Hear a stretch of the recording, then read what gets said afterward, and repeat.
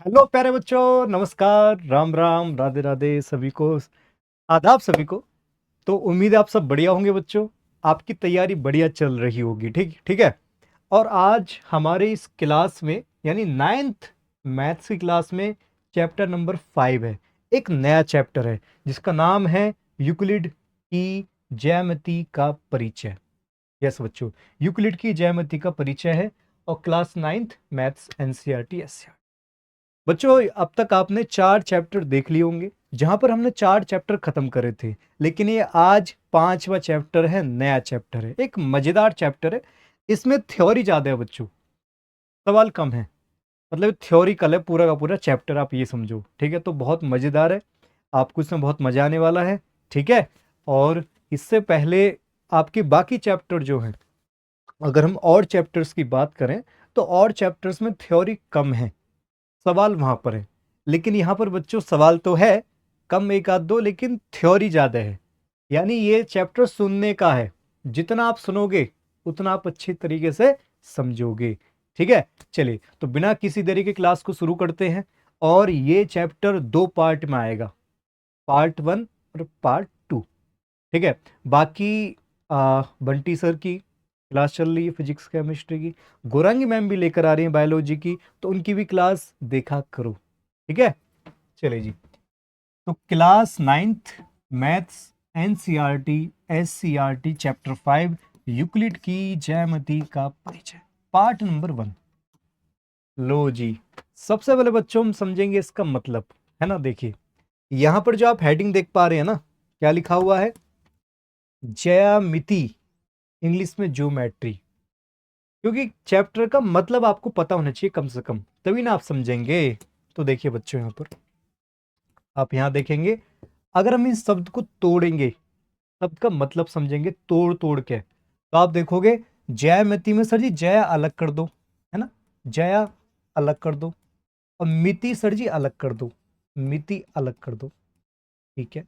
तो आप देख पाएंगे बालक कि जय का मतलब होता है बच्चों पृथ्वी। यस, पृथ्वी या फिर भूमि, है ना, पृथ्वी या फिर भूमि। और जबकि मिति का मतलब होता है मापना, मापना, ठीक है। तो सीधा सा मतलब यहां ये निकल रहा है बच्चों कि पृथ्वी या भूमि को मापना। एक्चुअली पहले क्या होता था कि पहले भूमि को मापने की आवश्यकता की वजह से ही इस चैप्टर की उत्पत्ति हुई होगी। यानी जयमती का जो उद्गम है, जयमती पैदा होने का जो रीजन है, वो यही हो सकता है कि पहले जमाने में, पहले टाइम पर, जैसे कि प्राचीन सभ्यताएं जो थी, प्राचीन सभ्यताएं आपने इतिहास में पढ़ा होगा कि भाई आपकी जो है मिस्र की सभ्यताएं, चीन की सभ्यताएं, भारत की सभ्यता के जो लोग थे ना, प्राचीन सभ्यता के लोग, वो ज्यामिति का यूज करते होंगे। यानी भूमि को मापना, है ना, जमीन को मापना, खेत वगैरह मापना। तो इसलिए बच्चों इस चैप्टर का उद्गम हुआ, इस चैप्टर पैदा हुआ, उत्पत्ति हुई। और आप जानते कि आवश्यकता ही जननी है, यानी अगर आवश्यकता है तो वो चीज पैदा हो जाएगी, ठीक है। ये तो आपका बच्चों इसका मतलब हुआ। लेकिन अगर हम इंग्लिश में देखेंगे, है ना, तो अंग्रेजी में बच्चों जियो, जियो का मतलब वही पृथ्वी, आपकी धरती, अर्थ। और मैट्री बच्चों शब्द बना मेट्रोन से, है ना। ये जो मैट्री शब्द है मेट्रोन से बना, जिसका मतलब मापना होता है। जियो मतलब धरती, पृथ्वी, अर्थ। तो कुल मिला के वही बात आती है बच्चों की भूमि को मापना, भूमि को नापना, है ना। इसकी पहले जरूरत हुई होगी, तो वहां पर ज्यामिति, देखिए ज्यामिति की अगर हम बात करेंगे तो ज्यामिति गणित की वो शाखा है, ज्यामिति गणित की वह शाखा है जिसके अंदर हम रेखा, कोण, है ना, कोण, रेखा, भुजाएं, त्रिभुजाकार, आकृतियां, मापे, इनका अध्ययन करते हैं इसके अंदर। क्योंकि इनके बिना बच्चों हम कोई भी जमीन तो छोड़ो, कुछ भी नहीं नाप सकते। जैसे मान लो आपको ये पेन मापना है, पेन की लंबाई मापनी है, तो आप इसको बिना नापे, है ना, मतलब रेखा है, पहली बात तो ये रेखा है, आप इसको नापोगे कैसे?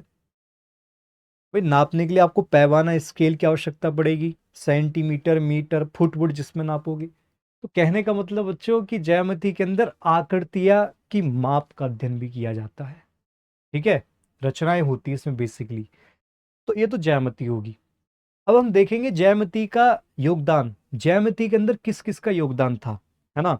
मतलब ऐसे महान महान गणितज्ञ आए जिन्होंने अपना योगदान दिया इस ज्यामिति को ऐसे ले गए बहुत ऊंचाई पर। ठीक है, तो अब हम योगदान देखते हैं बच्चों। लो जी, तो आप देख सकते हैं योगदान। तो आपके सामने एक जिनका नाम थेल्स है, आप पिक्चर देख सकते हैं। दूसरा बच्चों है पाइथागोरस और तीसरे हैं यूक्लिड। यहां बच्चों तीन, वैसे तो और गणित का भी इंपोर्टेंस रहा है, लेकिन यहाँ पर ये जो तीन है ना, इनका बड़ा योगदान रहा ज्यामिति के अंदर। ठीक है, मैं आपको एक एक करके बताता हूँ। ठीक है, देखिए पहला बच्चों इनका नाम है थेल्स। आप ये डायग्राम देख सकते हैं, पिक्चर। अच्छा, थेल्स ने क्या बताया था? थेल्स ने क्या बताया था? तो थेल्स ने ये बताया था बच्चों कि किसी वृत्त का जो व्यास होता है, किसी वृत्त का जो व्यास होता है, वो व्यास क्या करता है? वो व्यास इस पूरे वृत्त को दो बराबर भागों में बांट देता है। यस बच्चों, यानी ये वाला पार्ट ऐसे अर्धवृत्त और दूसरा अर्धवृत्त ये रहा। तो थेल्स ने बताया था, थेल्स ने बताया था कि भाई किसी वृत्त का जो व्यास होता है वो उस वृत्त को दो समान भागों में बांट देता है। बात तो ठीक है, क्योंकि व्यास बच्चों केंद्र से होकर जाता है, एकदम बीचों बीच जाएगा, तो भैया दो हिस्से तो करेगा वृत्त के, है ना। ठीक है, ये थेल्स ने बताया था। वही अगर हम बात करेंगे पाइथागोरस, सर जी पाइथागोरस ने क्या बताया था? तो बेटा पाइथागोरस ने बताया था कि भाई किसी भी समकोण त्रिभुज में, किसी भी समकोण त्रिभुज का मतलब एक कोण 90 डिग्री का, 90 डिग्री का। ठीक है, तो पाइथागोरस ने बताया था कि भाई किसी भी समकोण त्रिभुज में कर्ण का स्क्वायर जो होता है ना, कर्ण का स्क्वायर जो होता है वो लंब के स्क्वायर के और आधार के स्क्वायर के योगफल के बराबर होता है।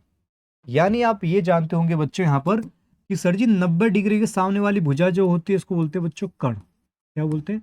कर्ण बोलते हैं।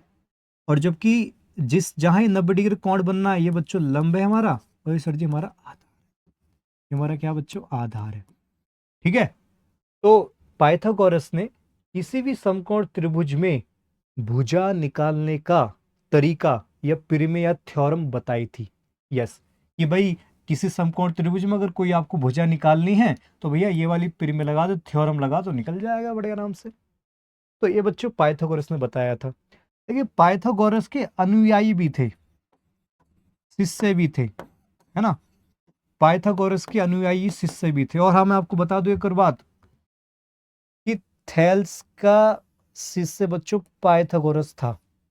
अगर आपसे पूछे कि पाइथागोरस किससे किसके शिष्य थे, किसके चेले चपाटे थे, तो बेटा पाइथागोरस थेल्स के शिष्य थे, स्टूडेंट आप कह सकते हैं। ठीक है, ओके।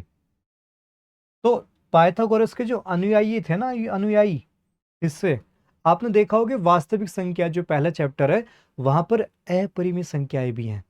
अपरिमेय संख्या जैसे कि √2, है ना, अपरिमेय संख्या, √3 एक अपरिमेय संख्या। अपरिमेय संख्या का मतलब ऐसी संख्याएं, ऐसी अभाज्य संख्याएं जो अंडर रूट में रहती हैं, वर्गमूल को तोड़कर बाहर नहीं निकल सकती। तो ये बच्चों सबसे पहले पाइथागोरस के जो अनुयायी थे उन्होंने बताया था कि भाई अपरिमेय संख्या ये हैं अंडर रूट में। ठीक है, इनकी आप कह सकते हैं कि अपरिमेय संख्याओं की खोज इनके अनुयायियों ने की थी, शिष्य ने की थी। चलिए ये तो बात हुई कि भाई थेल्स देख लिया हमने, हमने पाइथागोरस देख लिया। लेकिन सर जी है, ये जो चैप्टर है सर जी इसके नाम पर है, यूक्लिड के नाम पर चैप्टर है, यूक्लिड के नाम पर चैप्टर, तो उसके बारे में तो कुछ बताओ। आप इसके बारे में नहीं बता रहे, इसी के नाम पर तो चैप्टर है। चलिए जी, अब हम देखेंगे बच्चों यहां पर कि भाई ये जो यूक्लिड साहब थे ये कहाँ के थे, कहाँ के टीचर थे गणित के, कहाँ के शिक्षक थे, इन्होंने क्या क्या चीजें की, इनका मानना क्या था, है ना। देखो बेटा यूक्लिड की बात करेंगे ना, ये बच्चों मिस्र के थे, है ना, मिस्र के महान गणित के टीचर थे, गणित के शिक्षक। यस, गणित के महान शिक्षक थे। मिस्र एक देश है वहां पर, ठीक है, जबकि यूनानी थे, यूनान के थे। तो मिस्र के महान शिक्षक थे, ठीक है। दूसरा बच्चों, यूक्लिड की अगर हम बात करेंगे तो यूक्लिड ने क्या किया? यूक्लिड ने बच्चों इन सब का जो ज्ञान था, इन सब का जो नॉलेज था, मतलब उस जमाने में, उस टाइम पर, यूक्लिड के समय पर जो जो ज्ञान था, जो जो नॉलेज थी, उन सभी ज्ञान को इन्होंने एकत्र किया, सभी को इकट्ठा किया। इन्होंने क्या किया? इन्होंने सभी ज्ञान को बच्चों, ज्ञान को एकत्र किया, इकट्ठा किया।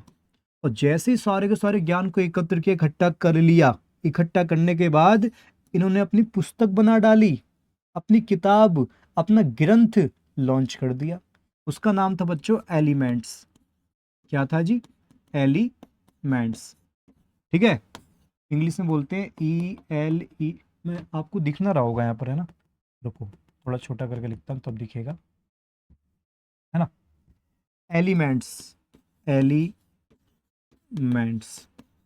ठीक है। इंग्लिश में ELEMENTS,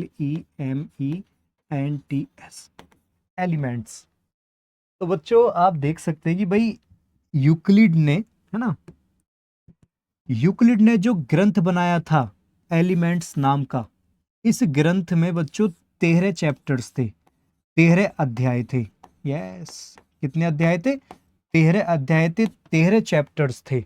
जैसे एक चैप्टर, 2 चैप्टर, 3 चैप्टर, ऐसा करते करते 13 चैप्टर थे। और कमाल की बात यह थी कि भाई प्रत्येक चैप्टर को, प्रत्येक अध्याय को क्या नाम दिया गया? प्रत्येक अध्याय को किताब नाम दिया गया।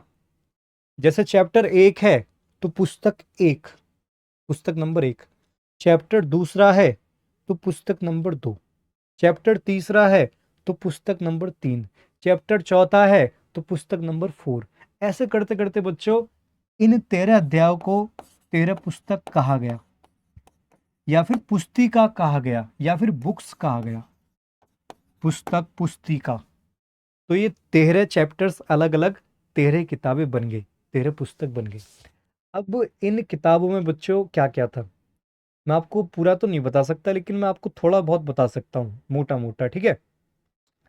एक्चुअली इन चैप्टर्स में ये जो यूक्लिड ने बनाए थे, किसी में त्रिभुज के बारे में था, किसी में गोले के बारे में, वृत्त के बारे में, रेखाओं के बारे में, कोणों के बारे में, एंगल्स के बारे में था। यानी ज्यामिति में जो जो चीजें चाहिए, ज्यामिति के अंदर जो जो टॉपिक चाहिए, वो सारे बच्चों इसमें थे, 13 की 13 किताबों में, ठीक है। सारे टॉपिक्स में इसमें थे।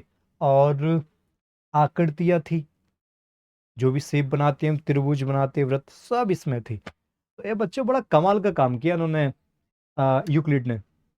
आप ऐसे समझो कि भाई जैसे मैंने बहुत सारे पर्चे लिए, ऐसे फेंक दिए मैंने, बहुत सारे पर्चे लिए मैंने, ऐसे फेंक दिए। यूक्लिड ने क्या किया? उन पर्चों को उठाया, उठाया, उठाया, इकट्ठा किया, इकट्ठा करके एक किताब बना डाली अपनी एक ग्रंथ बना डाला, ठीक है। उस ग्रंथ को बोलते हैं एलिमेंट्स। ओके, चलिए, ये तो आप समझ गए। अब हम बात करेंगे बच्चों कि यूक्लिड ने तो चलो ये तो चीज सर जी कर दी, तो हमारे समझ में आ गया। लेकिन 9th क्लास में जो टॉपिक है, जो इन्होंने टॉपिक दिए, इन्होंने बच्चों 3 टॉपिक दिए यूक्लिड ने। यस, अगर हम यूक्लिड की बात करेंगे तो 3 टॉपिक दिए। कौन कौन से? आप देख सकते हैं, यूक्लिड की परिभाषाएं, फिर अभिगृत, फिर अभिधारणाएं। ये बच्चों 3 अलग अलग टॉपिक इन्होंने दिए यूक्लिड ने। परिभाषाएं दी, अभिगृत दिए, और अभिधारणाएं दी। तो हम बच्चों पहले पढ़ेंगे परिभाषाएं। पहले हम परिभाषाओं के बारे में जानेंगे, समझेंगे, पढ़ेंगे, ठीक है। देखिए, फिर बाद में अगले पार्ट में आपको मैं अभिगृत बताऊंगा, अभिधारणाएं बताऊंगा। तो हम बात करेंगे बच्चों यहाँ पर परिभाषाएं, डेफिनेशंस। परिभाषाएं किसी भी चीज को समझने का एक तरीका है ना, एक तरीका, एक विधि है परिभाषाएं। तो यूक्लिड ने 23 बताई थी परिभाषाएं, लेकिन 23 में से बच्चों 7 मुख्य हैं, 7 इंपोर्टेंट है, 7 ही मैन है। तो यूक्लिड ने 23 परिभाषाएं लिखी थी अपनी किताब में, लेकिन इन 23 परिभाषाओं में से हम आज देखेंगे 7 परिभाषाएं जो कि मुख्य है। तो इस 7 परिभाषाएं मुख्य हैं, ठीक है। बाकी कल हम, मतलब नेक्स्ट क्लास में अभिगत अभिधारणाएं देखेंगे। ओके, चलिए।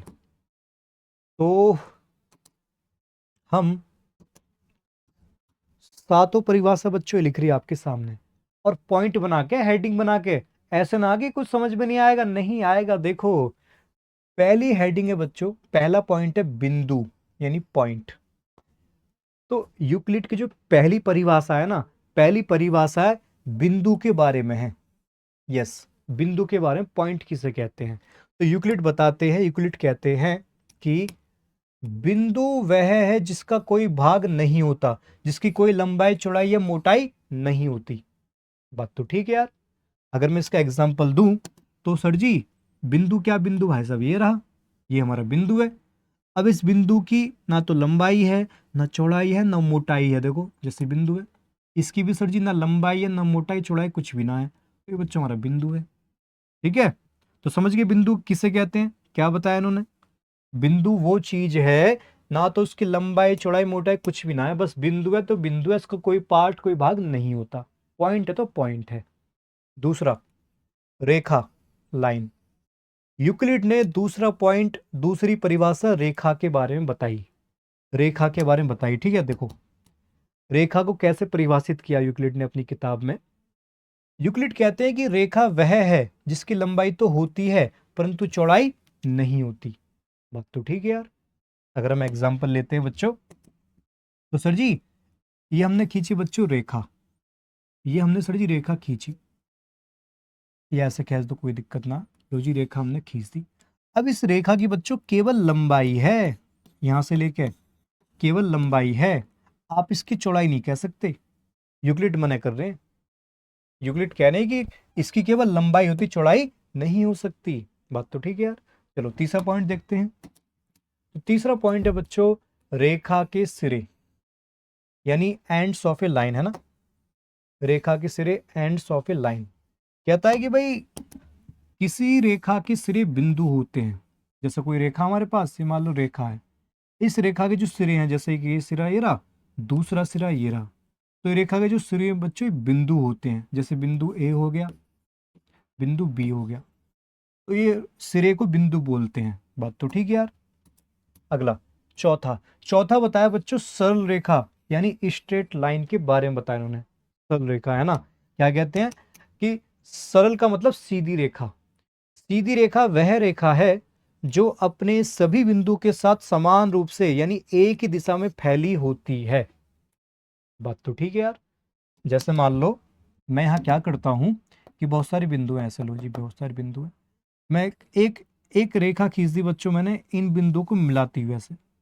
तो देखो ये बिंदु, ये बिंदु, ये बिंदु, ये बिंदु, ये बिंदु, ये बिंदु, तो सारे के सारे पॉइंट बच्चों एक ही बिंदु के ऊपर है। तो भैया ये हमारी सीधी रेखा, सरल रेखा।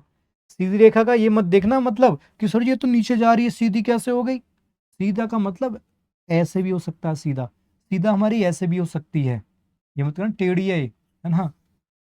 चलिए नेक्स्ट हमारा है बच्चों पांचवा, पृष्ठ, सरफेस है। पृष्ठ किसे कहते हैं, सरफेस किसे कहते हैं। तो यूक्लिड बताते हैं अपनी किताब में कि पृष्ठ वह है जिसकी केवल लंबाई और चौड़ाई होती है, मोटाई नहीं होती। फॉर एग्जाम्पल मैं आपको एक यहाँ पर दिखाता हूँ, कागज। देखो जैसे पेपर है, तो इस कागज का जो ऊपरी हिस्सा आप देख रहे हैं बच्चों, ये पृष्ठ है, ये सरफेस है। किताब का पन्ना ऊपर वाला मतलब ये वाली सतह, या फिर किताब का जो कवर है ऊपर वाला मतलब ये ऊपर वाली चीज, ये पृष्ठ है आपका, है ना। तो कहता है कि पृष्ठ वह चीज की केवल लंबाई होगी, चौड़ाई होती है, मोटाई नहीं हो सकती। जैसे पेज है हमारे पास ये, तो सही इसकी चौड़ाई होगी और लंबाई होगी, मोटाई तो हो नहीं सकती। बात तो ठीक है। बताओ इसकी मोटाई कहाँ से होगी, मोटाई नापोगे इसकी। चलिए नेक्स्ट, अगला देखते हैं, नंबर 6, है ना। पृष्ठ के किनारे, एजिस ऑफ ए सरफेस। पृष्ठ के किनारे की बात करेंगे तो बेटा किसी पृष्ठ के किनारे रेखाएं होती हैं।